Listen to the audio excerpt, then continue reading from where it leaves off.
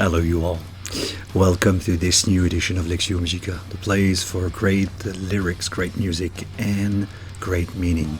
My name is Guilain Brins. I'm a Franciscan friar from Canada, and I love rock music for as ever as I can remember, especially hard rock, metal, and prog. In this series, we stop every week. We listen to a new song for me most of the time, and we take the time to look at the words, the musical construction, and the meaning of the song.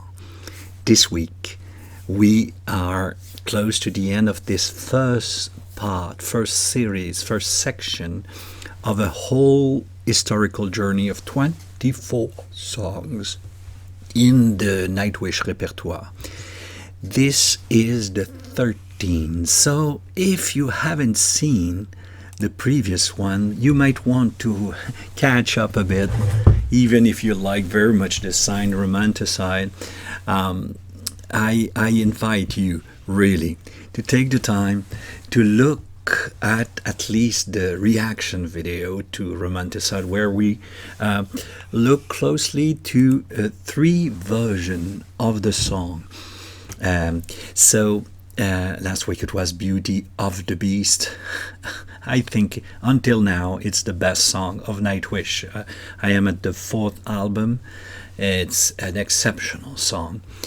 Earlier this week, the reaction video I made of this song, Romanticide, so the studio version, the rehearsal in 2009, and live in Wacken with both, with the three singers, Tarja Studio, Annette rehearsal, and Floor for Wacken. Here is the analysis video of the same song. It happens in English. Don't forget, you can subscribe to the channel if you want to be notified as soon as a new video comes out. Just push the little bell beside. As for the song Romanticide, it's the 8th song from the album Once. It was published in 2004.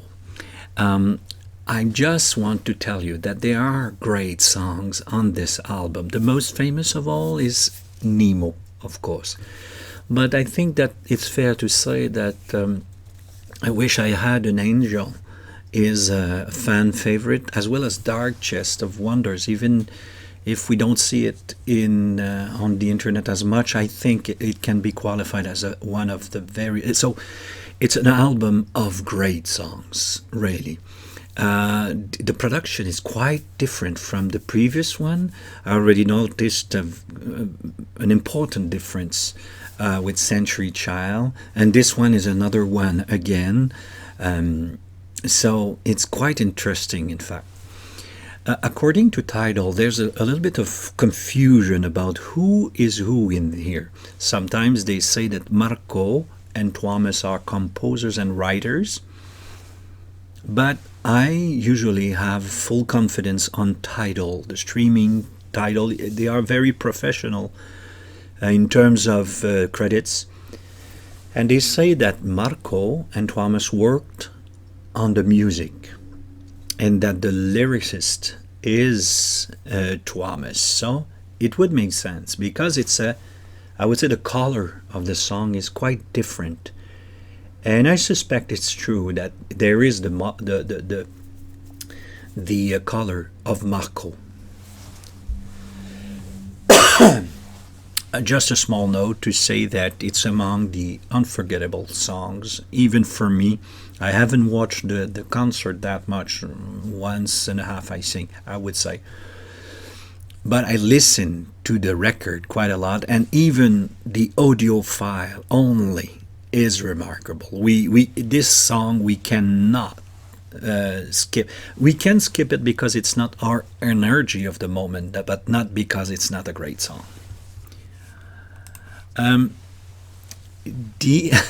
Right from the very beginning of the songs, it is a full blast rhythm section with shredding guitars. Shredding here means a very high frequency and very strong riff from the guitar, a sound I don't hear Ampu using a lot, and in fact in the two other videos we saw, he came back to what I would say the Ampu sound. So it's a little bit clearer, and it's quite, I would say like this, it's quite aggressive, it's violent, really. So but we will see that it, like always in Nightwish, there's a purpose, there's a reason why it is. Now, God love and rest my soul with this sundown never ending. The feel is gone yet, you ain't gonna see me fail. I will call this song the funeral of the little boy, the killing of romance. God love and rest my soul. These are words of funerals. People will say okay, but this situation, it's not like a dead bodily death. You know, you're dead, and it's done. Here, it's a death, a never-ending death. So with this sundown, never-ending.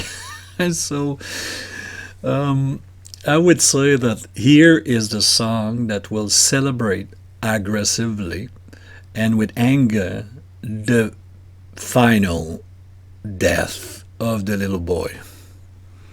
The feel is gone. So we will see. We will talk about the title, but it's of course not let's say a concrete, real death of a body. It's something in the heart is dead. You ain't gonna see me fail. I wonder to whom he's talking about. I will suggest that he's talking to an ex-girlfriend or lover or partner in life. I don't know, but yeah, the feel is gone now. That's it. We're done. I'm done. You won't see me fail, and I think that the "you won't see me fail" is the key to the end of the song. But we'll come back to that part as well. I am the decadence of your world. I think he's still talking to the ex-partner. I wonder if it's not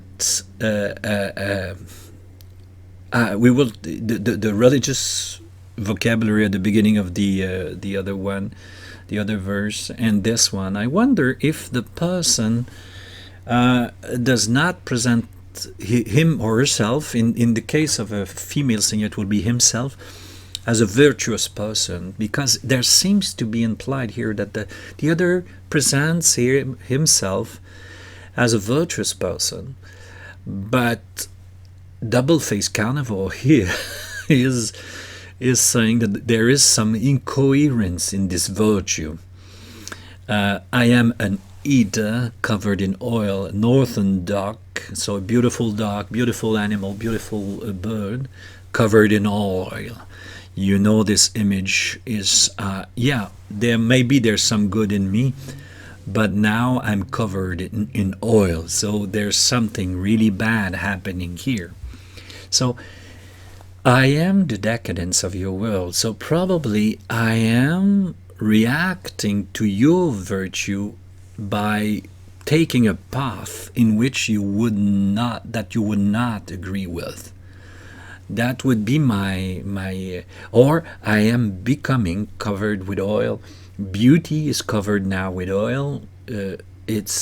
So I am, because of the situation, on a path that is really not a good one, in a way that you don't consider a good one. That's how I would read it. Happy hunting, you Double Face Carnival. So go away and I'm a duck. You are hunting. Now I'm in oil, so I'm not interesting for you anymore. So go away. Happy hunting now with someone else. It's quite strong, isn't it? Now the pre-chorus, I called it the pre-chorus. It's a very high tension. And here we see what I will call irrational irrational words. If you try to follow the thinking here, maybe you're not able to follow it on the intellectual side, but in emotion, on the emotion side, oh yeah, it makes sense. It makes sense because when we are in pain, of course there are contradictory sentences, lines we can make. One day we would like to be back with the person, and the day after we don't want to hear anything about him. And the day after we remember beautiful moments we had together, and the other one we remember only the bad. So for me, there's this a little bit. The whole song regrets that this is the outcome, but at the same time is saying, I will not fail, I will not fall because of it. Tell me why. The person is still asking, tell me why. Tell me why you broke up, No heart to cry. Is it no heart? You have no heart to cry. You are an heart of stone, or my heart is becoming of stone. I can't cry anymore. So tell me why I can't cry anymore. Hang me high. So probably there's some kind of judgment from the other one, even condemnation. And this is why I see the duck, the oil duck. I see some kind of virtuous, I would say, virtuous word or justification from the other part, and this makes the singing person sick. So hang me high, condemn me, I go. That would go with the tell me why. When you tell me why, you would tell me everything. Yeah, no heart to cry anymore. So here is part of the romanticide aspect.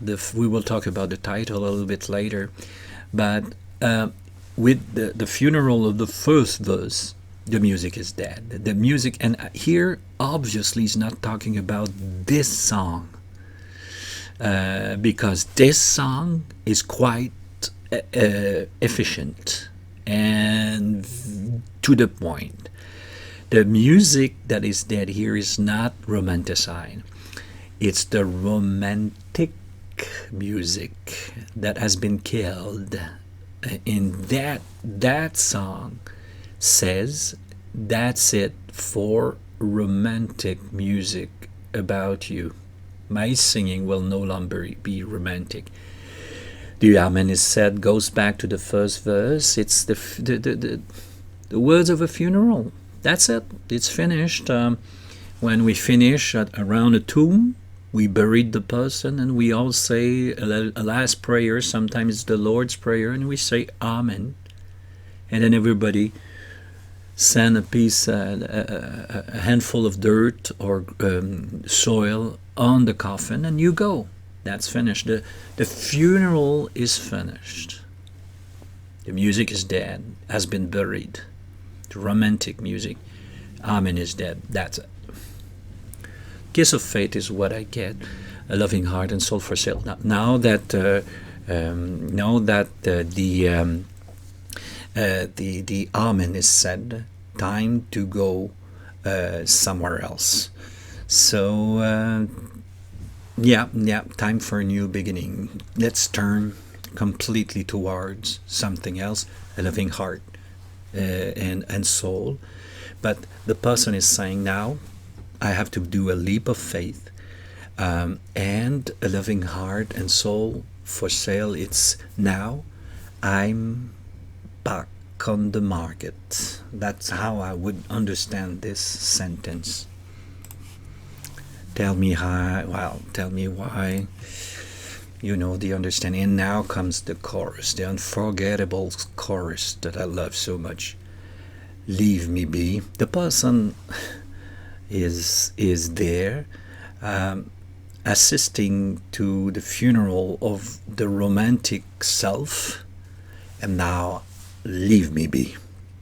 And it's a wish. It's a wish, not because the other one is not there anymore. So he doesn't say to the person, leave me be, because the person is already somewhere else.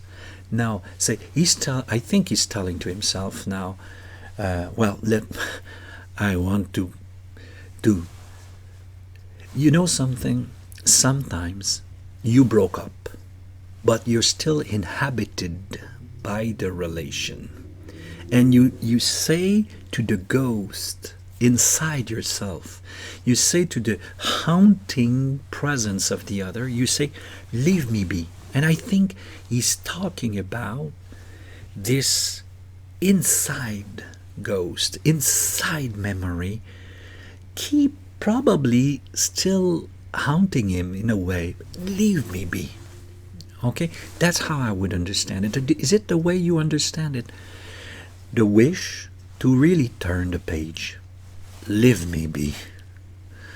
Cease to tell me how I feel. I think that this is how I get, is that probably the person said, okay, it's finished. I break up. But he say, oh, maybe the person told him, well, may God bless you. God bless. And be in peace. You know, these kinds of words that you don't want to hear when you are in pain. Now, cease to tell me how to feel, how I should feel. The person here, the singer, is saying, I want to react like I react. I don't have to explain to you why I react like this. I don't want to justify. I just want to react. Let me be. Leave me alone. Not only leave me alone physically, leave me alone inside. These words keep coming in my mind about sometimes of the breakup. So I want you to be I want you to stay friend. Yeah, well, maybe I will be friend with you in 5-10 years, but until then I have to grieve. I have to be angry. I have to scream. I have to do a marathon to expulse all the bad that is inside me. You know what I mean, eh? I have to, and I see all these sentences. Don't tell me how to feel. Don't tell me how to grieve. Don't tell me how to shield myself from evil. That's why I'm telling you, I think that the partner that the singer sings to is a person presenting himself as a virtuous person.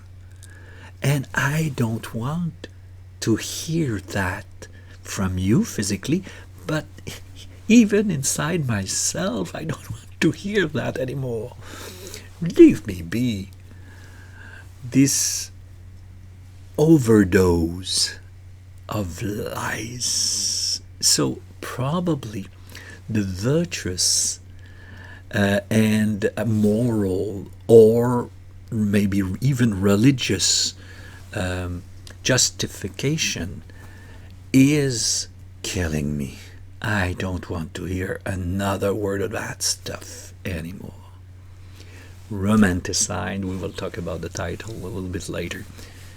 Till love do me part. Till love do me part. For me, there's only one understanding of this construction of a sentence, and I want to hear you, especially those where English is their native language. How I understand this is that romance is dead until I find a new love. And this new love will separate me from this previous love. I think this is how we can understand that song. And and this is why, for me, the whole chorus is so determined. It's so strong, and it's now these sentences that we say in French, que tu m'as servi. that you served me. You know, these sentences, beautiful sentences, you served me. I don't want to hear them.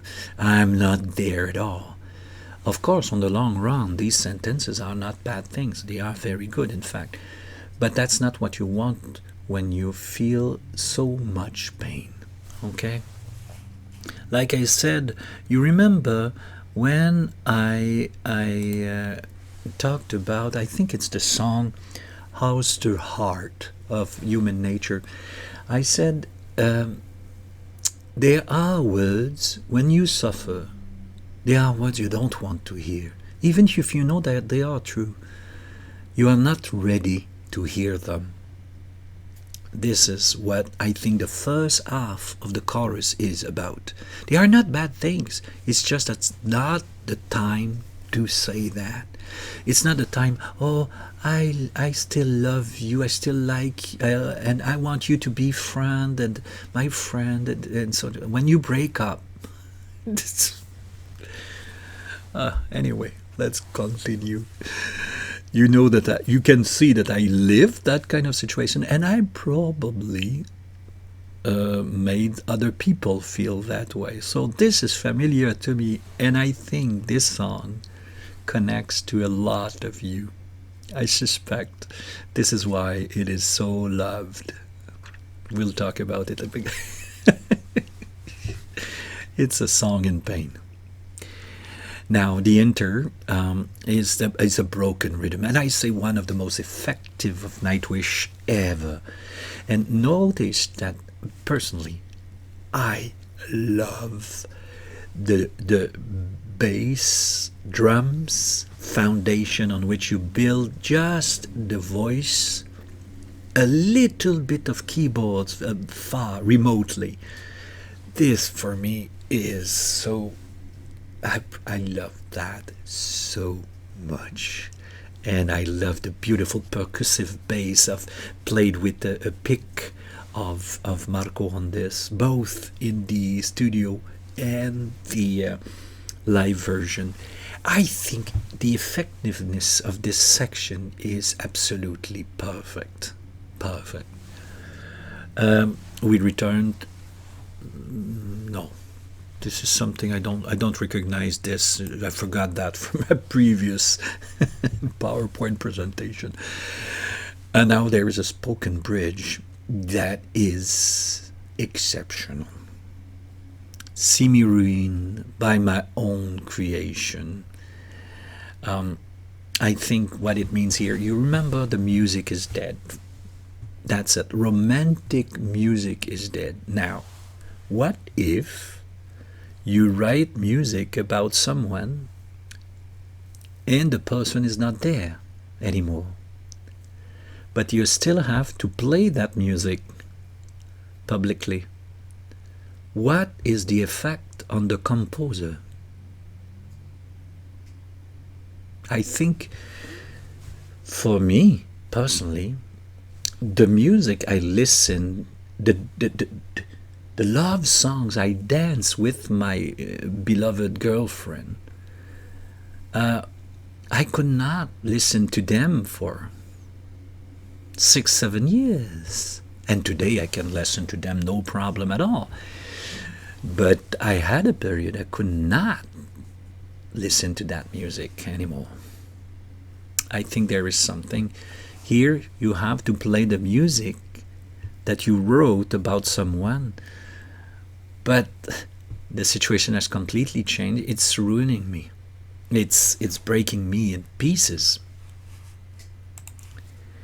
There's, after that, I think the very best guitar solo of Empu I've heard until now. Speed, taste as usual. It has a direction. It says it says something. The speed inside the heart, the heavy, I would say, the rapidity of the thoughts, emotional and intellectual. Everything is going so fast. But there is direction, there is purpose in that section. And then comes back the beautiful chorus that we talked about. This song is built into, I think that until now we had a pretty much standard pop rock song. But the second part, here I wrote, now time to fight back. It is another energy. Remember, it shows it's completely different, and on the record as well. You realize we're talking about something else here. Now let's hear it. This something else. Let's hear it. That boy's alive but without sense. I need a near-death experience. Heart once bold, now turned to stone. Perfection, my messenger from hell. The dead boys is alive. So I would say the romantic self is still alive somewhere, but it doesn't have any direction anymore. Probably need to be completely dead, or if not completely dead, very close to complete annihilation, as if there was a wish that the romantic self dies once and for all. Then the heart that was bold in this state, the past state, is now turned to stone. And this perfection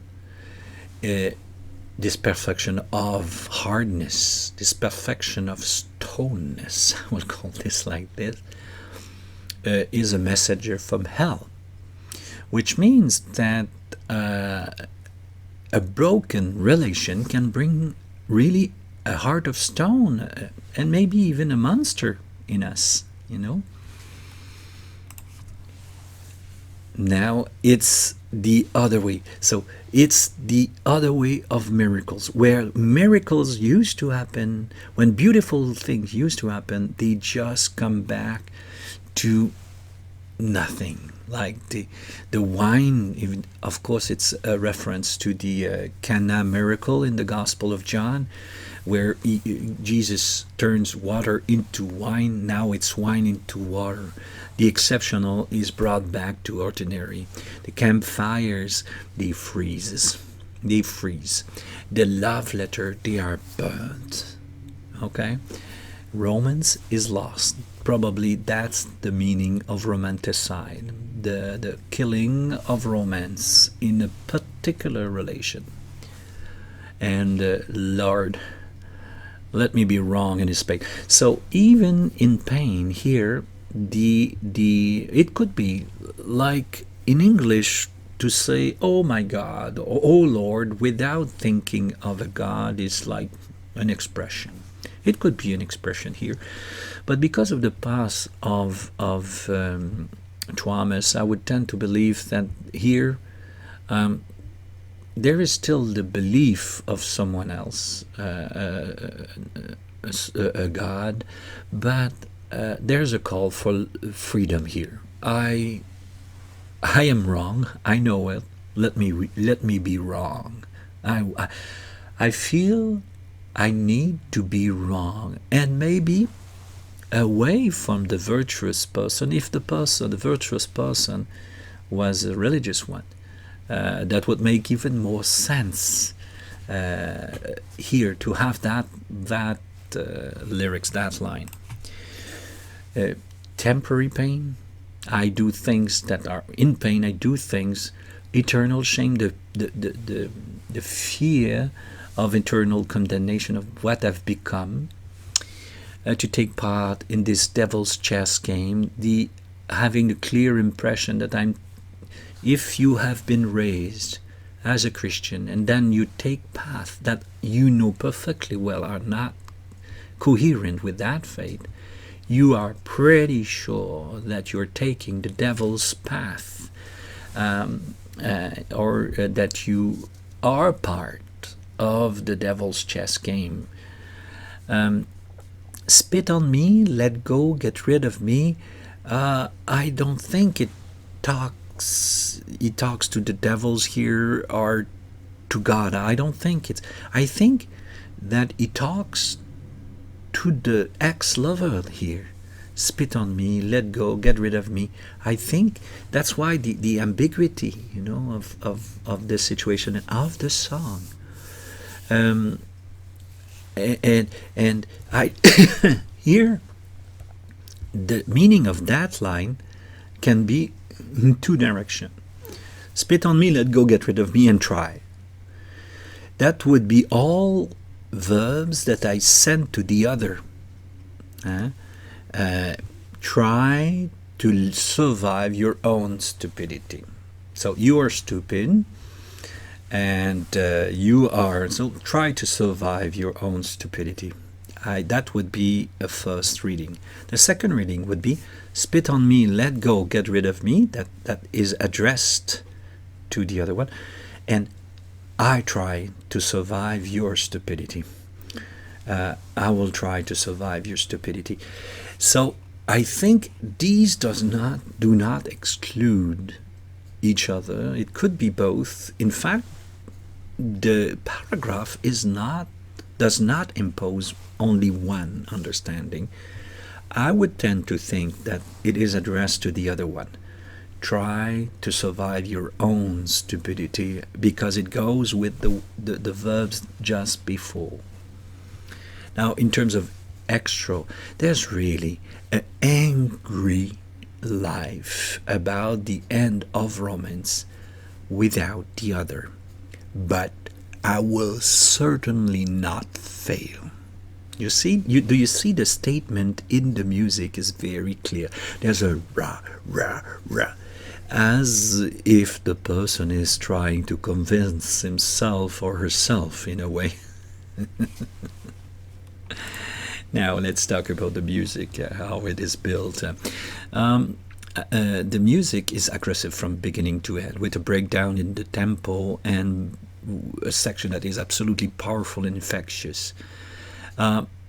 It's even more aggressive towards the end. So romance has been killed during the song, and now we are in another state of mind. And this is expressed by the shredding and high tension guitar. I know that there are other bands it's worse than that, but in Nightwish vocabulary, musical vocabulary, this is certainly, until now anyways, the most aggressive song I've seen from Nightwish. In terms of lyrics, in poetic language, there's a very strong and emotional charge, an aggressive charge in that song. It's a description of a longing situation that comes to a pivotal moment. There's really a change now. Here, something is killed. After a powerful intro, it begins with a common pattern called AABAB. It means two verse, one chorus, one verse, one chorus. There's a pre-chorus. I could have included it before the AB. Each time there's a small pre-chorus. But after part two, the blend of music and lyrics makes it unique. These are the words of a romantic person turned into, I put it, a monster in a broken relation. In terms of meanings now, and here I want you to appreciate what metal can bring in your life.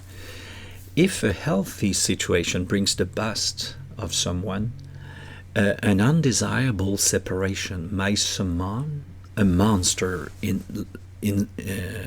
lying in us. Monster, of course, it's not a real monster, but so the song is a reaction in pain with cutting words and cutting art, and maybe there was cutting behavior.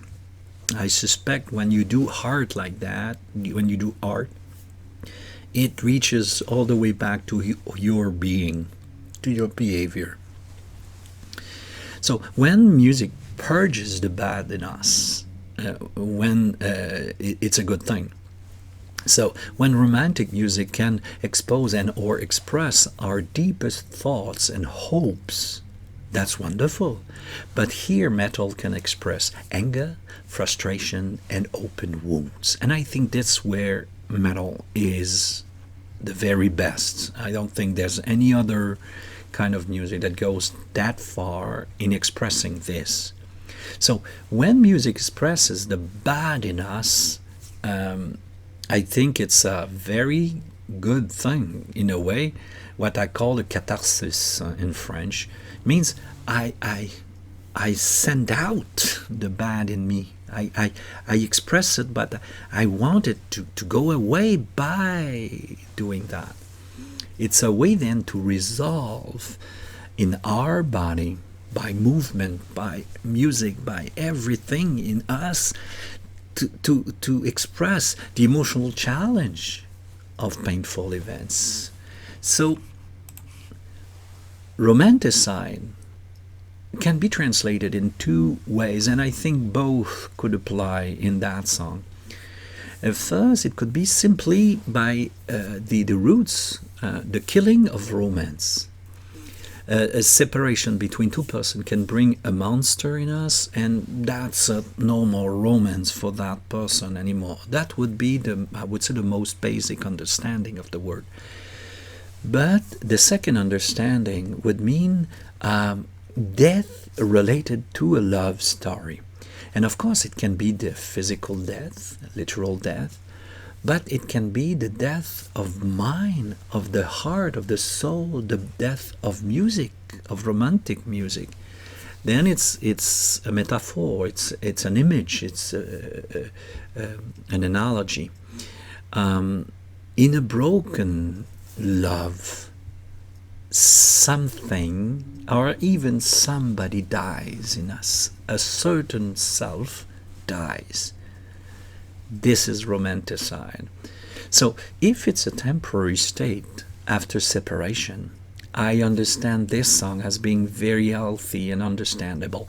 I express my anger, my frustration. I'm extremely sad, and I want to get on, to go somewhere else. Okay, in that case, I understand as a very healthy reaction. But if romanticide becomes the anthem of a life, I think it's unhealthy and destructive. If it is a long-term situation, if you are in that state of mind forever, then there is something for me that is, I worry. I worry a person singing loudly romanticide every day of his life for 20 years. There's, for me, that state, mental state, is not something you want to stay in. But when you want to express it like this in pain, I think it's extremely powerful. It's excellent in that way. But when it's a long-term situation where there seems to be no way out of that, I'm not sure it's a good thing. We want to stay in that state of mind. You know what I mean? Anyways, these were word thoughts. I want to see you. I want to read you. Don't forget to write your comments down here. Now, next week we will go just before Christmas with a good Ghost Love score. Be prepared. It will be a reaction to 3 full-length videos of it. So be prepared. It will be a nice 45 minutes, an hour of reaction to Ghost Love score. And January 2021, 10 songs journey through Rush, the phenomenal Canadian band. And I will have my reaction videos in French as usual on Wednesdays. I might miss 1 or 2 here and there, but very rarely I'm there. I'm happy to have you there. We were 160 last time. It was great. Don't forget, for those of you in Europe, Western Europe, it's 7:30. Find out for your own area what time it is. In Canada, it's 1:30 in the afternoon. All the Eastern North American continent. And Friday or Saturday there will be the analysis of the same song like this one in English. I hope you appreciate it, and don't forget you can subscribe to that channel. And not only you subscribe, if you push the little red bell beside the subscribe button, you will be notified as soon as a new video comes out. That's it for this week. I hope you had fun. I found this song exceptional. See you. Bye bye.